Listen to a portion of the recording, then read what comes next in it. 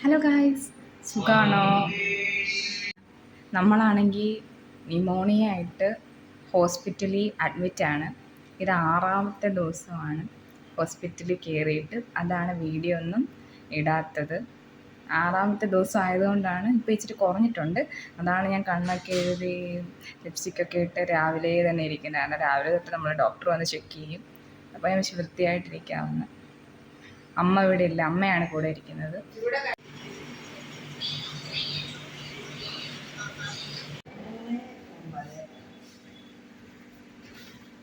Guys, ഇന്ന് നമുക്ക് രാവിലെയും വൈകിട്ടും ഈ കുപ്പിക്കകത്ത് മരുന്നുണ്ടായിരുന്നു.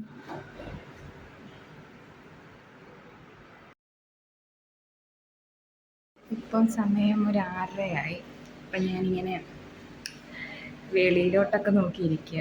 വേറെ എന്താക്കാനാ. ഇന്ന് ഹോസ്പിറ്റലിൽ വന്നിട്ട് 6 ദിവസം കഴിയും. നാളെ ഡിസ്ചാർജ് ആവും, 7ാമത്തെ ദിവസം. അപ്പം ഞാൻ എല്ലാം കൂടെ ഉൾപ്പെടുത്തിയ ഒരു വീഡിയോ ആയിരിക്കും കാണിക്കുന്നത്. എല്ലാം ഒന്നും ഞാൻ എടുത്തില്ല, കാരണം വയ്യാതിരിക്കുന്നുണ്ട്. ഫോണൊക്കെ എടുക്കാൻ കുറച്ച് ബുദ്ധിമുട്ട്. ഞാനും അമ്മയും കൂടെ ആയിരുന്നു. പിന്നെ നമ്മൾ രണ്ടൊരു കട്ടിലൊക്കെ അടുപ്പിച്ചിട്ടിട്ടായിരുന്നു കിടന്നത്. പിന്നെ പിറ്റേ ദിവസമായി ഞാൻ വിചാരിച്ച് വീട്ടിൽ വിടുമെന്ന്. അവർ വീട്ടിലൊന്നും വിട്ടില്ല. ഇതാണ് എൻ്റെ ആവി പിടിക്കുന്ന മെഷീൻ. ഇതാണ് നമ്മുടെ നേഴ്സുമാരൊക്കെ ഇരിക്കുന്നിടം. നേഴ്സുമാരിരിക്കുന്നതിൻ്റെ തൊട്ടടുത്തായിരുന്നു നമ്മൾ കിടന്നുകൊണ്ടിരുന്നത്. ഇതായിരുന്നു നമ്മുടെ റൂം. ബില്ലെല്ലാം നമ്മൾ കൊടുത്ത് ബില്ല് കണ്ട് നമ്മൾ ഞെട്ടിയിരിക്കുകയാണ്. 28,975 രൂപ, 28,975. പിന്നെ സന്തോഷമെന്ന് പറഞ്ഞാൽ വീട്ടിൽ പോകാം. 8 ദിവസത്തെ ഹോസ്പിറ്റൽ. എൻ്റെ മുടിയെല്ലാം ഭയങ്കര വെട്ടിയിട്ട് എൻ്റെ അറ്റമെല്ലാം വൃത്തികേടായി. എല്ലാം ശരിയാക്കണം.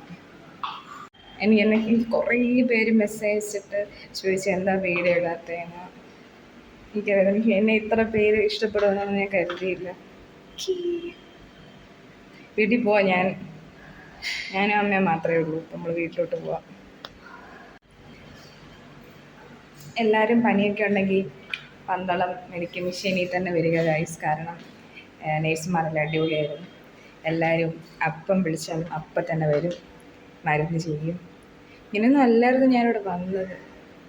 വയ്യായിരുന്നു ഒട്ടും. അപ്പം പിന്നെയും ഒക്കെ ഒരു തെളിച്ചം വന്നു.